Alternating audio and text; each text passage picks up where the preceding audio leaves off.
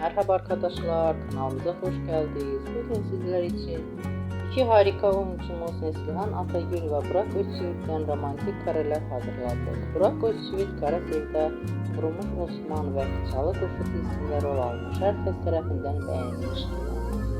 Biz de sizler için onların güzel paylaşımlarını hazırladık. Videoların devamlı gelmesini istiyorsanız kanalımıza abone olup yorum yazmayı unutmayın.